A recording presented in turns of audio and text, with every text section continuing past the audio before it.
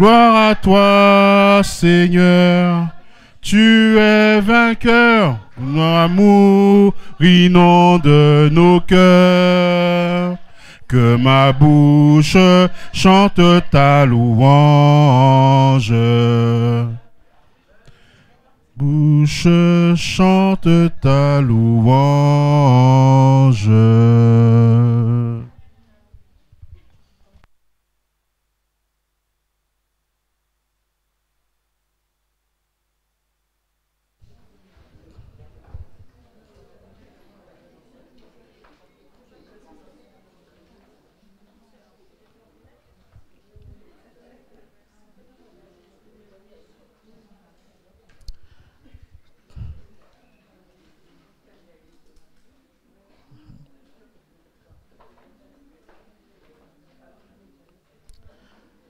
Belle de joie.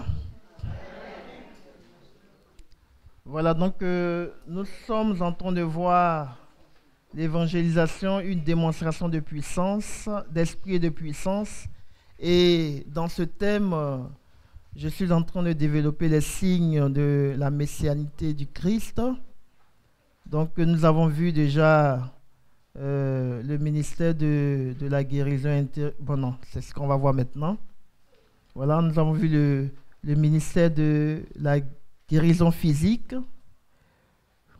On va voir maintenant le ministère de la guérison intérieure. Et je ne sais pas si j'aurai le temps, mais je dois aussi parler dans ce même thème des dons et charismes de puissance. Voilà. Alors donc, on va aller très rapidement pour que je puisse au moins toucher à l'autre point. Alors donc, je disais qu'il y avait dans la vie de chacun des blessures intérieures. Voilà. Ce sont des choses que nous avons chopées depuis peut-être même la conception jusqu'à maintenant. Alors, il y a des causes liées à toutes ces blessures-là. Il y a trois causes. Trois causes principales qui provoquent les blessures intérieures. Les causes liées aux déceptions d'ordre affectif, les causes liées aux échecs scolaires, professionnels et sociaux, et les causes liées à la culpabilité personnelle.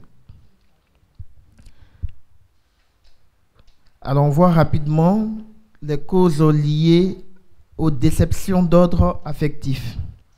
Donc,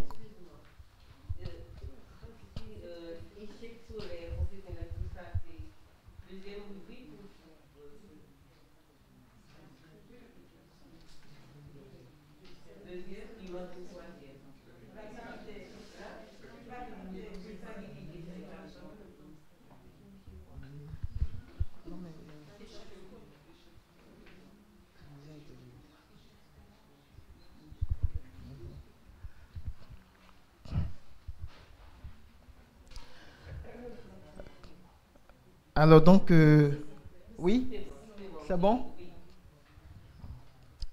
Alors donc, dans ces causes, il y a le rejet et l'abandon.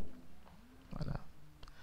Donc, on peut être, peut-être depuis l'enfance, on a été rejeté, abandonné par nos parents ou par l'un d'eux. Ça crée des blessures. Il y a aussi le décès des parents ou l'un des parents. Il y a aussi le fait d'avoir été maltraité durant l'enfance. Un enfant maltraité par sa belle-mère ou par son père, par sa mère ou par un parent, eh bien, il pensera toujours à sa mère. S'il a été dans une famille d'accueil, il aura toujours eh bien, ce cœur déchiré en lui-même. Il y a aussi la perte d'un être cher qui peut causer des blessures.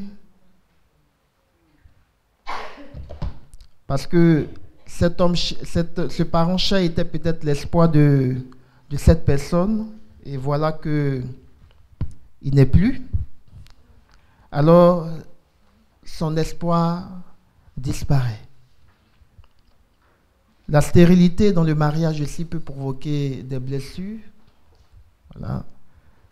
On a le cas de Rachel, on a le cas de Sarah, de Anne. Elles ont été des femmes blessées, mais que Dieu a guéri. Voilà. Quand on lit leur histoire, on voit que le miracle de Dieu est passé par là pour les guérir. Même aussi,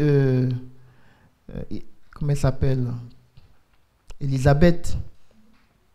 Il y a aussi le divorce des parents, le refus de la paternité. Si nous n'avons pas été accueillis, si nous avons été rejetés, la grossesse de notre maman n'a pas été acceptée par le père, bon, on est quand même venu au monde et qu'on apprend cela, voilà, toutes ces choses créent des blessures.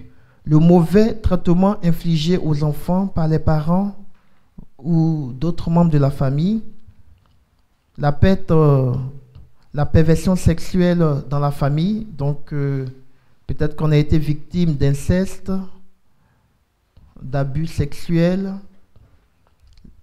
et puis aussi de viol. Il y a aussi l'homosexualité qui crée des blessures. La rupture sans cause des fiançailles, par exemple, aussi, ou d'une amitié, la trahison d'un intime, ou encore une ingratitude manifestée par un intime. Les échecs scolaires dans le, bon, les échecs sexuels dans le couple, voilà. Et puis le célibat prolongé. Donc ça, ce sont les premières causes des blessures intérieures. Les deuxièmes causes liées aux échecs scolaires, professionnels et sociaux. Donc les échecs scolaires ou académiques dus au manque de soutien, les échecs causés par le mauvais traitement, par le mauvais comportement des parents, pardon, le manque de bon standing de vie peut aussi causer des blessures. Les échecs professionnels à cause de l'ingratitude du métier aussi.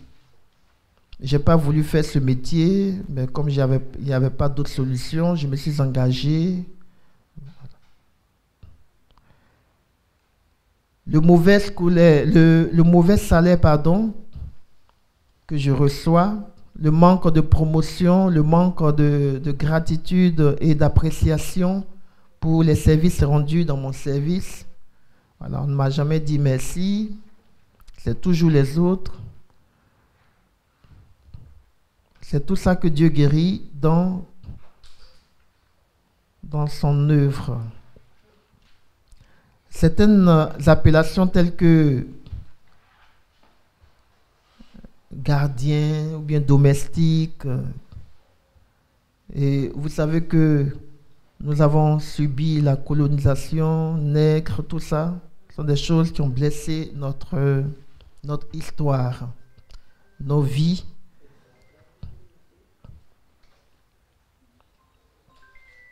Plantons.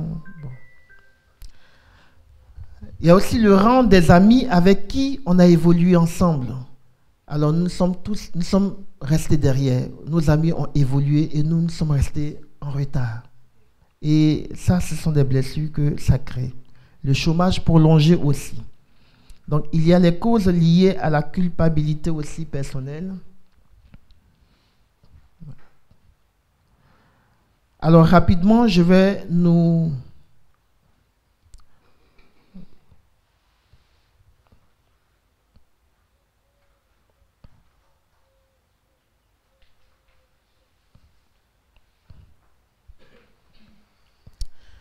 Alors, toutes ces blessures créent en nous des comportements, des attitudes qui ne sont pas souvent chrétiennes.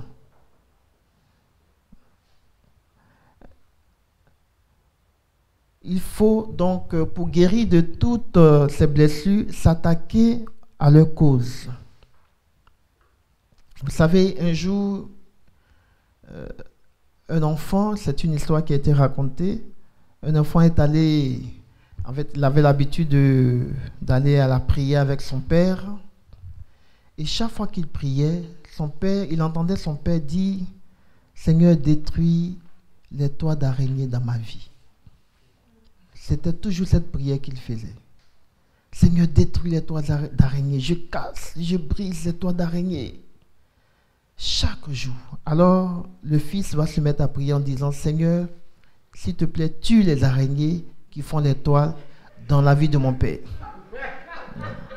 Donc, lui, il s'est attaqué à la cause. Voilà. Donc, souvent, c'est ce qu'il faut et c'est ce que nous manquons de faire. S'attaquer aux causes des blessures dans nos vies. Parce qu'en fait, ça crée des comportements, ça nous donne une personnalité que nous ne sommes pas en réalité. Voilà.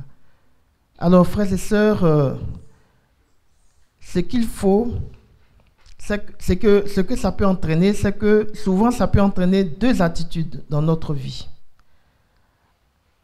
Il y a par exemple des comportements que nous pouvons avoir vis-à-vis de nous-mêmes. L'ennui de ma propre personne, par exemple. La pitié de moi-même, la haine de moi-même, la pensée ou les pensées suicidaires, le désespoir, la culpabilité, l'angoisse, l'apathie. Voilà, je n'ai même plus envie de prier. L'apathie spirituelle, l'autodépréciation, le sentiment d'échec, le complexe d'infériorité.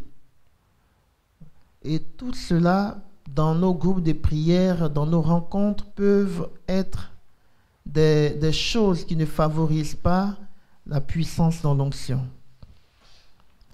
Il y a aussi des comportements que nous pouvons avoir vis-à-vis des autres. L'esprit de critique, de jalousie, l'esprit possessif, la volonté de contrôler tout, l'amertume, le ressentiment, le complexe de supériorité, l'hostilité, l'orgueil, la suffisance, l'esprit de domination, l'entêtement, la rigidité, l'instabilité d'humeur, l'esprit de rivalité, la peur des relations sexuelles avec le conjoint, la peur du sexe opposé. Ça entraîne souvent l'homosexualité dans notre vie ou le lesbiennage. Le sentiment d'être rejeté, abandonné, la rébellion contre toute autorité, l'agressivité, la timidité. Alors, ce sont là quelques comportements que les blessures intérieures provoquent dans la vie d'une personne. Alors, Jésus, quand il entre dans notre vie, il guérit, il vient pour guérir. Alors, ce qu'il faut d'abord savoir, c'est que c'est Jésus seul qui peut nous guérir de toutes ces blessures intérieures. Il dit, je suis venu pour guérir les cœurs brisés. Jésus est venu apporter une guérison. Et voici ce qu'il faut faire. Nous devons d'abord mettre Dieu au centre de notre vie, de nos émotions, de nos sentiments. Mettre Dieu au centre. Et il nous faut aussi accroître la parole, nous accrocher, à la parole de Dieu dans notre vie. Et Proverbe, le chapitre 4, nous le dit bien. Proverbe, le chapitre 4, le verset 20 à 23. Nous ne devons jamais agir par procuration, c'est-à-dire nous devons éviter d'être influencés.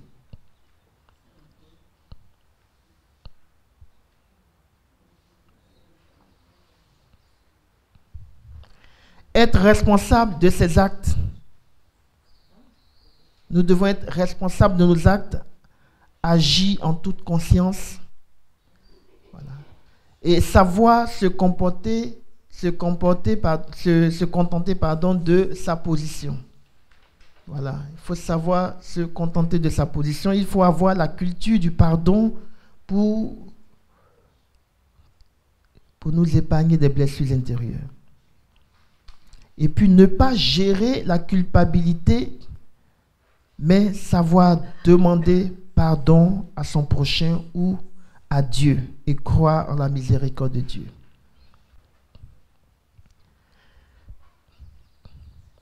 Alors, pour pouvoir profondément être libéré, il faut d'abord identifier les causes de toutes ces blessures dans nos vies. Identifier les causes. Et puis reconnaître que c'est Jésus seul qui peut nous guérir, qui peut nous redonner la paix. Et lui présenter ensuite ces blessures avec vraiment sincérité. Et aussi, il nous faut oublier les anciennes choses, tout ce qui s'est passé autrefois. Il faut oublier les choses anciennes. Nous devenons de nouvelles créatures, de nouvelles créations en Jésus-Christ. Nous devons aussi oublier les souvenirs des événements passés qui peuvent susciter en nous des soucis ou des remords. Demander pardon à Dieu, donc la repentance, chercher à vivre dans la sanctification par la grâce de Dieu, et puis s'accrocher à la parole de Dieu comme modèle de vie.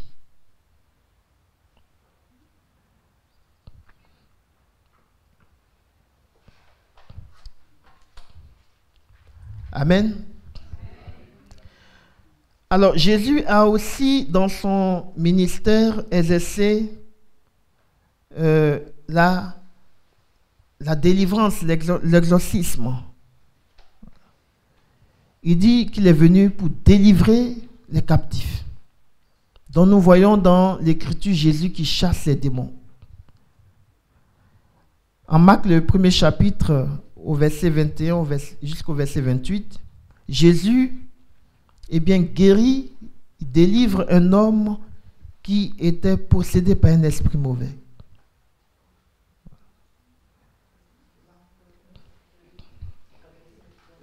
Marc, le premier chapitre, le verset 21 à 28. Donc Jésus a fait beaucoup de guérisons. Il a guéri deux hommes dans le pays des Gadarénéens. Voilà, Gadarénéens. En Matthieu le chapitre 8, le verset 28 à 32. Matthieu 8, 28 à 32. Il a aussi délivré la fille de la Syro-Phénicienne. Délivrance de 7 démons dans la vie de Marie-Madeleine. Marc le chapitre 16, le verset 9. Et la délivrance aussi d'un garçon qui était possédé par un esprit d'épilepsie. Matthieu 17, 14 à 20. Pour la délivrance de cet enfant de l'épilepsie. Donc ça veut dire qu'il y a même des maladies qui sont liées à des démons. Vous pouvez prier pour la guérison d'une personne, mais si elle n'est pas délivrée de l'esprit, elle ne peut pas guérir. Il y a une délivrance qu'il faut faire à ce niveau avant de prier pour la guérison. Même encore pour le pardon des péchés, le paralysé. Jésus lui a d'abord pardonné et puis après, il a marché. Donc il y a des péchés qui sont liés, des maladies qui sont liées à des péchés. Amen. Jésus a opéré des miracles aussi sur la nature. La mer agitée, il a marché sur l'eau, il a fait fleurir le figuier et il a aussi opéré des résurrections. La résurrection de Lazare. Et ça, ce sont des signes qui sont encore possibles dans notre humanité. Même le jour où il était en croix, il y a eu plusieurs morts qui sont sortis de leur tombeau. Donc, la puissance de résurrection de Jésus. Et Jésus lui-même est sorti vivant du tombeau. Pour dire que la résurrection est possible. Amen. Alors, on va prendre un petit chant à l'Esprit Saint et nous allons passer au charisme et don de guérison. Viens, Esprit de sainteté, viens, Esprit de lumière, viens, Esprit de feu, viens nous embraser, viens, Esprit de sainteté, viens, Esprit de lumière, viens, Esprit de feu, viens nous embraser. Seigneur, Esprit Saint, nous te disons merci. Je vais nous lire 1 Corinthiens, le chapitre 12, le verset 1 à 11.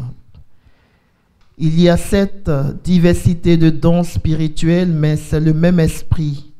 Diversité de ministères, mais c'est le même Seigneur. Diversité d'opérations, mais c'est le même Dieu qui opère tout en tous.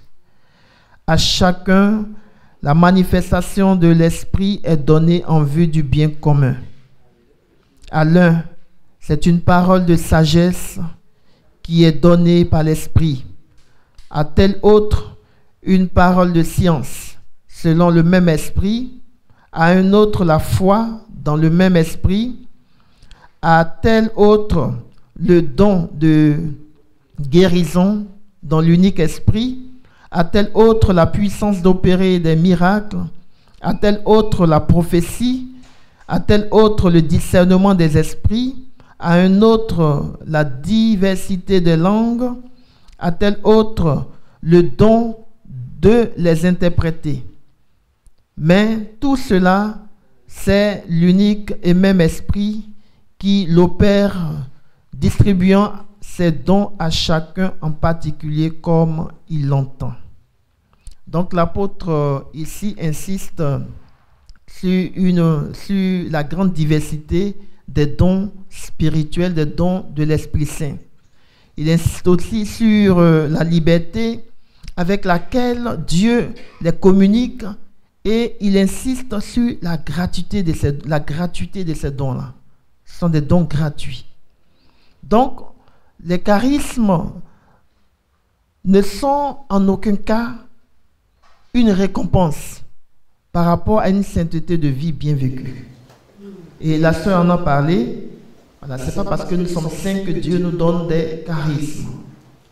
Mais ce sont vraiment des cadeaux. Voilà, des dons gratuits. De l'amour bienveillant de Dieu. Parce que Dieu veut nous combler. Et c'est en vue de l'édification du corps du Christ. Ce sont des dons gratuits de l'Esprit Saint accordés à une personne ou à un groupe en vue du bien de l'Église.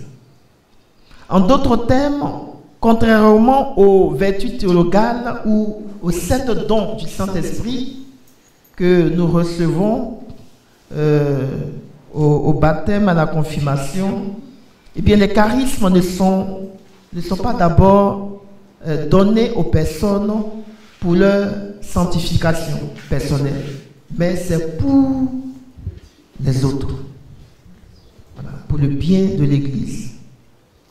C'est d'abord pour le bien commun. Les dons spirituels ou charismes sont des capacités surnaturelles que l'Esprit Saint donne aux croyants pour qu'ils puissent être des instruments de l'amour et de la puissance de Dieu pour leur prochain.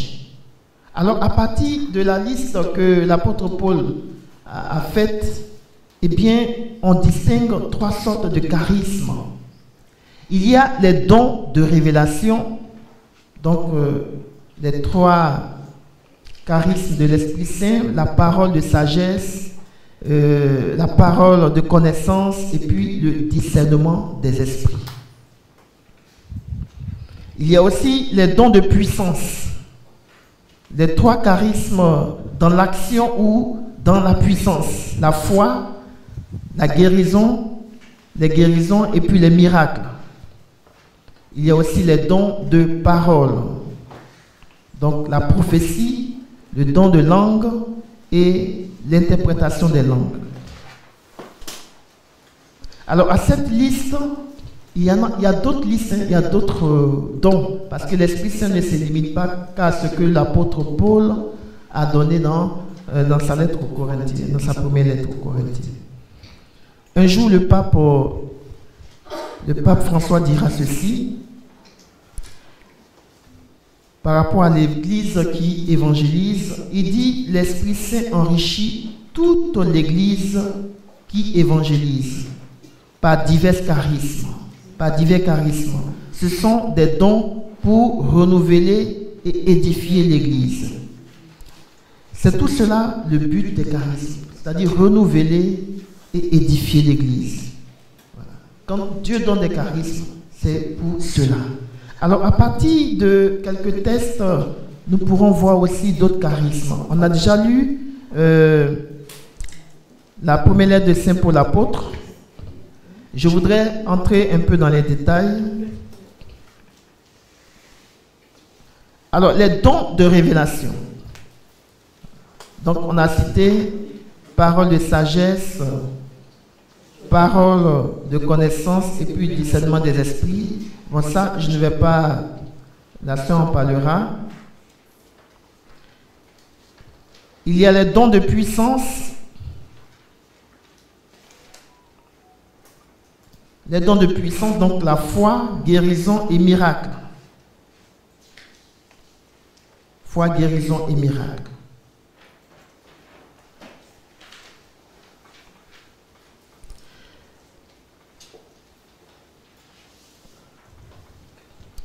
Alors vous savez, le monde a besoin d'entendre la bonne nouvelle du salut de Jésus-Christ.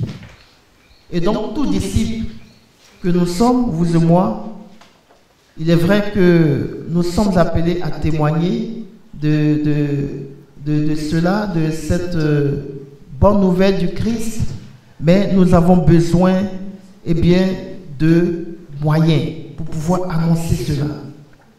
Nous avons besoin de manifester ces charismes pour que les gens puissent croire qu'effectivement Jésus-Christ est Seigneur.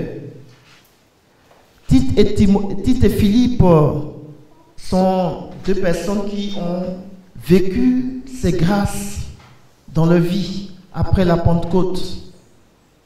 Philippe, nous savons qu'il était rempli du Saint-Esprit et il avait cette grâce d'être d'un lieu à un autre. Il a visité l'eunuque et avec lui il a partagé la parole de Dieu. Et il lui a donné une révélation de cette parole. Il était animé de cet esprit de révélation, de cet esprit prophétique en ce qui concerne le message de la révélation de la parole.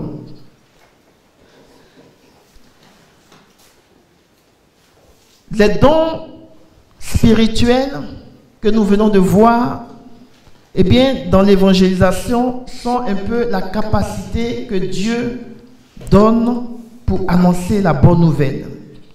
Et aussi avec discernement et puissance, de sorte que les non-chrétiens ou même le chrétien puisse être convaincu et croire que le salut vient vraiment de Jésus-Christ. Donc les dons de puissance tels que la foi ou charisme de foi. Non, je vais commencer d'abord par la guérison. Le don de guérison, eh bien, est un don, vécu par est un don qui a été manifesté par Jésus durant sa mission. Et ce don a été tellement abondant dans sa vie qu'il a manifesté cela avec puissance. Et c'est pourquoi sa mission a porté beaucoup de fruits. Et tout le monde venait à lui parce qu'il manifestait cette puissance. C'est un charisme qui doit être manifesté aussi dans notre vie pour l'évangélisation. Pour que le don de guérison se manifeste, il suffit qu'il y ait vraiment un malade et que celui qui est devant le malade ait la foi. À partir de ce moment-là, le don de guérison se manifeste. Le don de guérison se manifeste de 3 façons.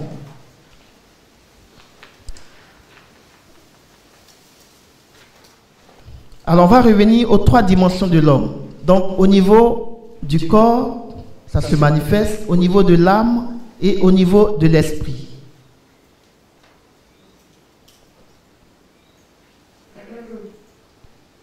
Si nous sommes touchés par n'importe quelle maladie, eh bien, nous avons besoin de soins.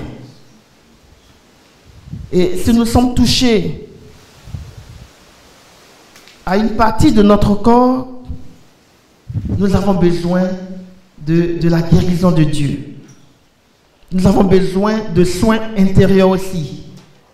Nous avons aussi besoin de recevoir une visite de l'Esprit Saint pour rejoindre ces parties physiques et intérieures de notre vie. Et cela par une prière de guérison, pour demander la guérison physique. Prière pour la guérison physique. Alors cela suppose qu'il faut supplier le pouvoir de Dieu, le pouvoir de l'amour de Dieu, afin que cela manifeste une guérison dans notre corps.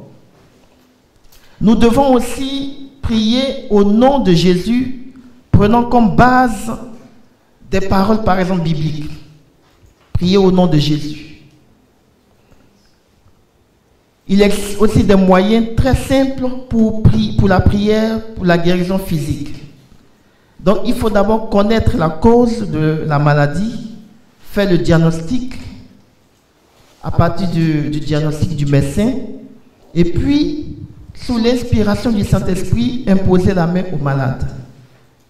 En ce moment-là, on s'ouvre au charisme de guérison et on prie pour le malade au nom de Jésus. Il y a la prière pour la guérison intérieure. Dans le soin intérieur, il y a besoin de rejoindre le cœur endurci de la personne. Le cœur compliqué de la personne. Alors, peut-être que cette personne vit quelque chose de très fort qui est lié à une peur dans sa vie par rapport à une situation. Donc nous avons besoin d'être attentifs en ce moment-là au souffle de l'Esprit, à l'inspiration de l'Esprit Saint pour discerner par l'Esprit Saint le lieu où la blessure que la personne vit. Et demander vraiment que le Seigneur visite cette personne à ce niveau. Demander une précision.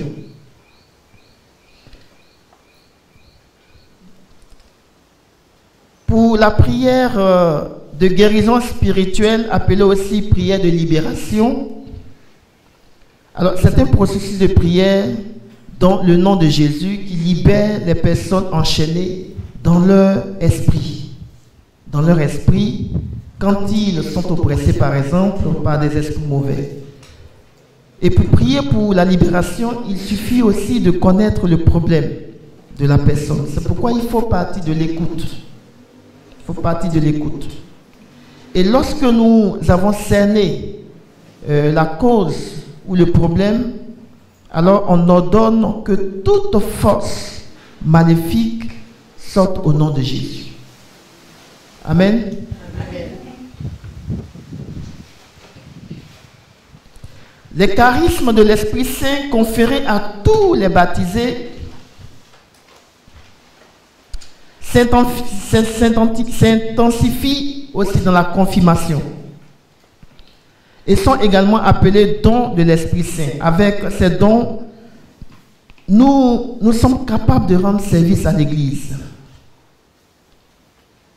Les charismes sont donc des puissances au service de la communauté chrétienne. Alors, quelques conditions pour recevoir et persévérer dans ces charismes. Il faut la simplicité et la pureté du cœur. La simplicité et la pureté du cœur. L'assiduité à la méditation sur la parole de Dieu. Il faut une vie de prière.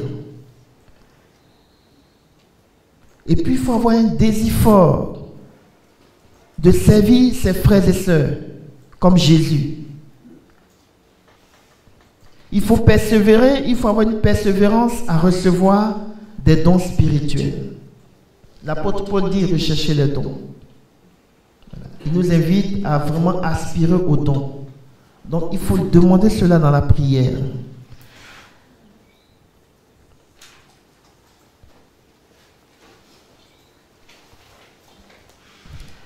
Dans l'évangélisation, Dieu ne veut pas que nous soyons là comme des robots, mais il veut que nous soyons dans l'action. Donc, dès que nous demandons, il nous donne. Il nous donne. Si nous respectons ces dispositions intérieures-là, nous recevons la simplicité. Nous devons fuir tout ce qui est orgueil. Si nous croyons, nous disons oui. Et puis le Seigneur nous donne. Alors, la Vierge Marie est le modèle de l'ouverture totale. Elle était vraiment ouverte à cette grâce. L'humble servante du Seigneur. Elle a vécu dans l'humilité. Elle dit que tout m'advienne selon ta parole. Ensuite, en ce qui concerne les charismes de foi, le charisme de foi ou don de foi, tout chrétien est sauvé par la foi. Nous le savons. Et tout chrétien doit marcher par la foi et non par la vue. L'apôtre Paul le dit. Mais comme dit la Bible, et c'est l'apôtre Paul encore qui le dit, à l'un est donné par l'Esprit une parole de sagesse et à un autre la foi. La foi dont il parle ici, ce n'est plus la foi que tout le monde a et qui l'emmène à Jésus. Mais c'est cette foi charismatique, cette foi audacieuse, cette foi qui est vraiment, qui peut déplacer les montagnes. La foi de Dieu. Et c'est cette foi que Jésus a manifestée dans son ministère. Donc il s'agit ici de foi comme charisme qui n'est pas accordé à tout le monde. Le don spirituel de la foi figure aussi dans une autre liste de Saint Paul apôtre. La première lettre, chapitre 13, la première lettre aux Corinthiens, chapitre 13, le verset 1 à 3. Et il décrit cette foi-là comme la plus totale. Celle qui transporte les montagnes.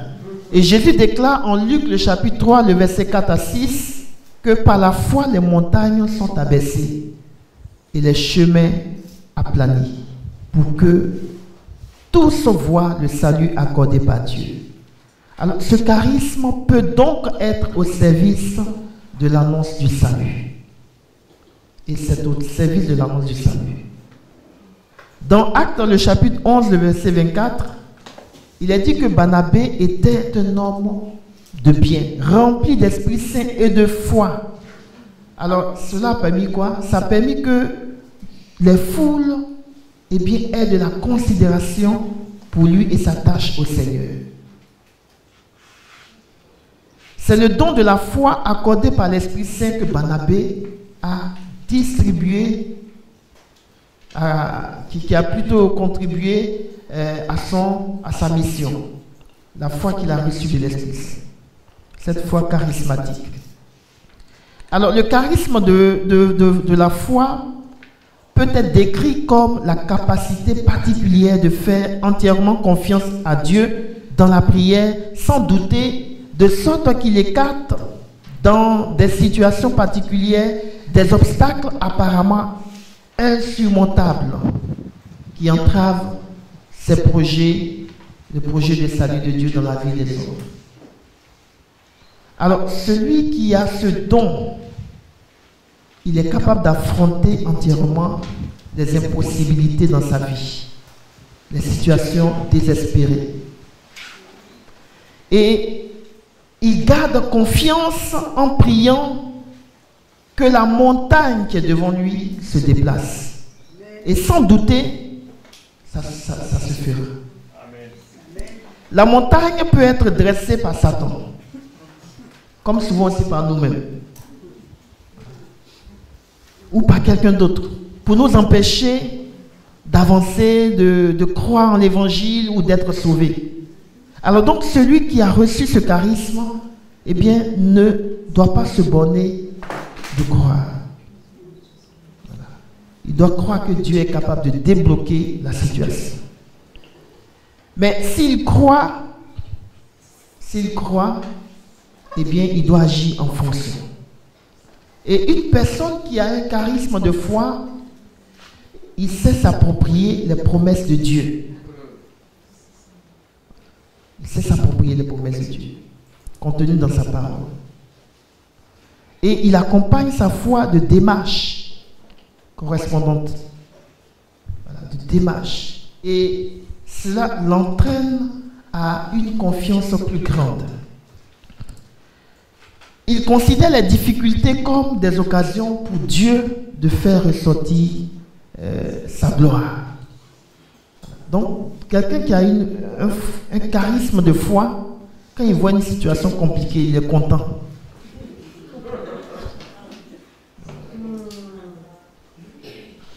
Il est content. Amen. Parce qu'il va démontrer sa foi. Le don de charisme de foi, c'est la puissance de Dieu qui nous pousse à une confiance intime dans le fait que Dieu agira. Et cette confiance conduit à une prière concrète, une prière de conviction. Et ça nous pousse aussi à prendre des décisions. Ça nous pousse à une vie de fermeté et à un autre acte qui libère en fait la bénédiction de Dieu dans notre vie, à d'autres actions prophétiques. Le charisme de foi nous pousse à des actions prophétiques. Vous savez, à travers le don de charisme de foi, l'Esprit Saint nous donne la certitude que Dieu est puissant pour agir dans notre vie et qu'il interviendra, quelle que soit la situation. Et par ce don, nous croyons que Dieu opère toujours des merveilles en faveur de son peuple. Quand on est rassemblé, quand on a ce don ce charisme de foi, vraiment, Dieu passe par nous pour opérer des miracles. Amen. La foi déplace la manifestation de la puissance de Dieu à travers le Saint-Esprit. Cette foi-là. Et Jésus va le dire à Marthe. Ne t'ai-je pas dit que si tu crois, tu verras la gloire de Dieu. Donc c'est la foi qui fait voir aux hommes la gloire de Dieu. La Vierge Marie a vu la gloire de Dieu. Alors, je vais nous parler, et je finis par là, le charisme ou don de miracle. Alors, ce charisme est la capacité particulière d'accomplir des œuvres puissantes, extraordinaires et étonnantes au nom de Jésus, comme signe manifeste qui accrédite la personne du Christ et sa parole dans l'évangile devant des non-croyants. Voilà. C'est un signe qui accrédite vraiment la puissance de Dieu, la parole de Dieu. Les charismes et dons de miracles, ça ne s'explique pas. C'est vraiment une intervention directe de Dieu surnaturel. C'est de l'ordre de l'extraordinaire. Et on voit dans Actes le chapitre 8, le chapitre 6, le verset 8, Étienne, plein de la grâce et de puissance, faisait des prodiges et de grands miracles parmi le peuple. Alors, ces miracles qu'il faisait, c'était vraiment dû à la grâce, à une grâce de Dieu, une puissance de Dieu particulière sur la vie d'Étienne. C'est Actes le chapitre 6, le verset 8. Étienne était rempli du Saint-Esprit. Et ça faisait qu'il ne voyait même pas la souffrance qu'on lui infligeait. Alors, les miracles que Jésus a fait ou accompli en Acte 4, le verset 10, par la puissance de Dieu, sont des signes visibles accomplis en présence de plusieurs. Donc, quand ces signes se manifestent en présence de plusieurs personnes, ce sont des signes en vue de l'évangélisation. Et ça suscite des transformations soudaines et radicales même. On peut trouver des passages comme en Actes 3, verset 8, Acte 14 aussi, verset 8 à 10. Donc, ce sont des signes, en fait, impossibles à nier. C'est évident. Les miracles ont pour but d'accréditer le Christ et l'Évangile, je l'ai dit, aux yeux des croyants.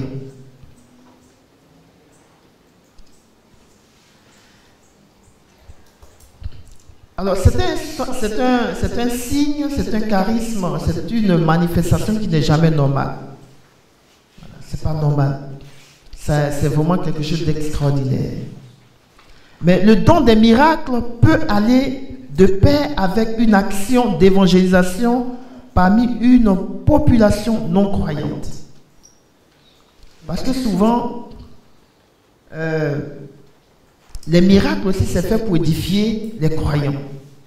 Pour leur dire que Dieu est vivant, qu'il règne. Et puis aussi, c'est souvent pour interpeller les incroyants. Mais ce qu'il faut savoir aussi, c'est que les miracles ne produisent pas forcément la foi. Ça ne produit pas forcément la foi. Des gens peuvent rester fermés devant les miracles qui s'accomplissent. C'est pourquoi Jésus va se plaindre un jour. Il dit, mais j'ai fait beaucoup de miracles. Il dit, au moins croyez à cause des miracles que j'ai fait. Même il a fait des miracles, les gens n'ont pas cru. Il dit, si vous ne croyez pas à ce que je dis, mais croyez au moins à cause des miracles. Donc, ça peut susciter souvent des réactions négatives. Les gens peuvent critiquer. D'ailleurs, quand il a délivré un possédé, on dit c'est avec l'esprit de Bézébul qu'il a opéré cette délivrance. Donc, il existe aussi ce genre de situation. Mais c'est Dieu qui agit toujours. Et si ces personnes n'ont pas reçu, eh bien, la grâce de Dieu à travers ces miracles, ce n'est pas de notre faute. Amen. Amen. Il existe aussi de vrais miracles qui sont trompeurs. De vrais miracles qui sont trompeurs et qui sont accomplis par la puissance de Satan. Effectivement, Satan fait des miracles. Voilà. Les faux miracles risquent de séduire souvent même des chrétiens. C'est pourquoi, la sœur parlera du discernement, c'est pourquoi il faut avoir vraiment le discernement. Jésus dit qu'au dernier jour, il y a des gens qui vont venir lui dire, Seigneur, en ton nom, j'ai fait ceci, j'ai fait cela. Il va dire, retirez-vous loin de moi, je ne vous connais pas. Voilà. Le miraculeux en soi ne prouve rien. Ça ne prouve rien. Il faut se donner la peine d'en déterminer la source. Ça vient d'où? Le miracle est fait, d'accord, on a vu. Mais c'est en quel nom c'est fait? Tous n'ont pas le don des miracles, comme tous ne sont pas apôtres ou prophètes. La sœur a dit ce matin. Alors, celui qui a le don d'opérer les miracles, chasse des démons et guérit aussi des gens sur le champ, des paralytiques, des boiteux. Et il jouit aussi d'une protection surnaturelle. Parce que la grâce de Dieu qui l'accompagne, c'est une puissance aussi de protection. Celui qui a le charisme de faire des miracles peut ressusciter aussi des morts. Qui peut le faire ici?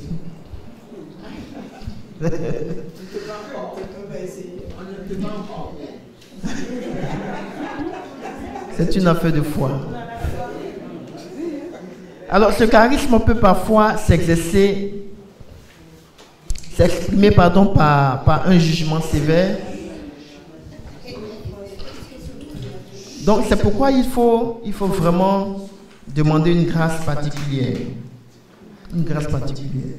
Le charisme de miracle se manifeste surtout dans des circonstances où les moyens ordinaires et naturels ne répondent plus. Alors il faut faire attention aussi aux pièges liés à ce charisme. Le piège de l'orgueil. Et puis aussi, il y a aussi ce piège de vouloir tirer profit ou avantage de ces charismes que nous manifestons par la puissance de Dieu. Deuxième piège, c'est l'exagération. L'exagération. Parce qu'aujourd'hui, Dieu a fait, alors donc, il ne va pas faire, mais on va dire qu'il a fait. Donc, ça, c'est vraiment être prétentieux de vouloir toujours voir, voilà, ces miracles. Il y a des jours où le Seigneur dit que je ne fais pas. On n'a pas besoin d'être malheureux pour ça.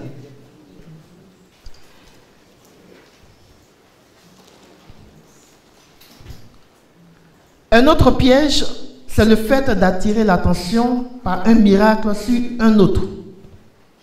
Voilà. Est-ce que vous comprenez? J'opère, bon, pas j'opère, Dieu opère un miracle. Et puis, à partir de ce miracle-là, voilà, ou bien quelqu'un d'autre va dire, ah, vraiment le frère là, il est ceci, il est cela. Il est fort, il est ceci. Non. Vous voyez, non? C'est-à-dire qu'à partir de ce miracle-là, eh bien moi, quelqu'un d'autre, attire le regard des autres vers moi. Voilà. Il y a un piège dedans. L'autre piège, c'est de prétendre que le miracle physique est la manifestation principale de la puissance spirituelle. Voilà, de la puissance spirituelle. C'est-à-dire que pour eux, s'il n'y a pas miracle, c'est qu'il n'y a rien eu. Voilà, il faut faire attention à cela. Il y a aussi le danger de se laisser tromper par une contrefaçon, voilà, de miracle démoniaque. Alors, je voudrais m'arrêter là pour que nous puissions nous préparer pour la messe. Seigneur notre Dieu, nous te bénissons pour ta parole, pour ce que tu viens de nous donner, pour tout ce que tu nous as enseigné. Que ton esprit nous donne toute la sagesse et le discernement. Mets en nous tes dons, tes charismes, pour la gloire de ton nom et pour le salut des âmes. Amen. Au nom du Père, du Fils et du Saint-Esprit. Amen. Merci Seigneur, pour l'assemblée de prière tout à l'heure après la messe. Il y aura 5 personnes qui vont nous conduire, puisqu'on a demandé, Sœur Anne-Marie a demandé que nos temps soient des moments d'exercice pratique. Ce matin, nous avons parlé de la sensibilité spirituelle, et hier, nous avons vu que nous étions conduits dans une onction qui faisait de nous, voilà, des prophètes. On va prier donc. Ceux qui vont nous conduire vont prier ce soir pour vraiment nous établir dans cette sensibilité spirituelle, qu'il y ait un mouvement dans l'esprit qui nous mette, parce que tout ce qu'on va développer sur les charismes, tout ce qu'on va développer sur l'exercice de la foi, tout naît de la sensibilité spirituelle. Comment je sais que Dieu veut guérir maintenant? Comment je sais que Dieu veut libérer maintenant? Comment je sais que... Donc il faut qu'on demande cette grâce, qu'on la supplie. Dieu dit, si quelqu'un manque de sagesse, qu'il la demande à Dieu qui donne à tous, sans variation. Donc vraiment, on va prier pour ça. Donc les personnes qui vont nous conduire aujourd'hui, juste après la bénédiction finale, vous vous positionnez, vous n'avez pas besoin qu'on vous fasse signe. La conductrice principale, ça sera Sœur Marietta. Pour ceux qui ne la connaissent pas, elle vient juste à côté de moi. Sœur Marietta.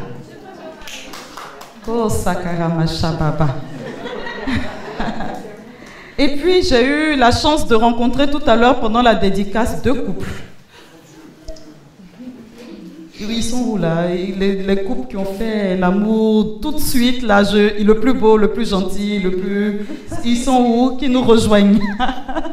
Voilà. Et puis le couple qui s'est permis de me dire que j'étais en tout violet. Et est-ce qu'on ne m'appelait pas Sœur Violette? Ils sont où là?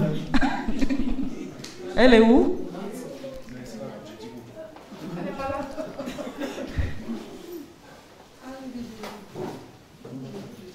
Voilà.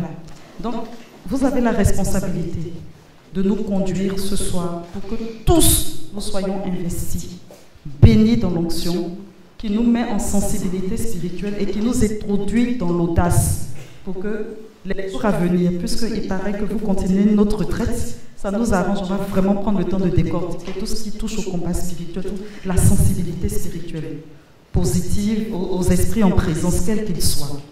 Voilà, donc on prie 1 minute pour eux. On prie 1 minute, on les envoie en mission, c'est ça. Donc on prie 1 minute pour eux, pour que Dieu les utilise pour nous.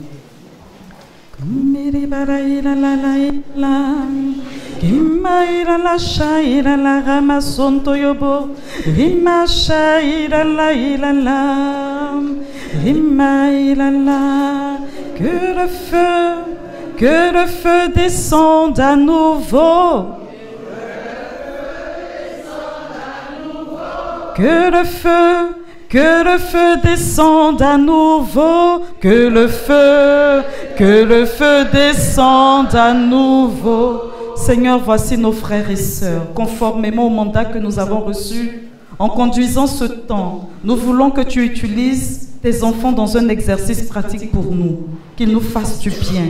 Nous refusons, Seigneur, que par leur bouche passe tout ce qui ne vient pas de toi. Tout ce qui peut troubler nos âmes, tout ce qui peut troubler nos corps, tout ce qui peut troubler nos esprits. Utilise-les, Seigneur, dans une dimension, Seigneur, du surnaturel, pour que nous soyons bénis, bénis, bénis, au nom du Père, du Fils et du Saint-Esprit. Amen.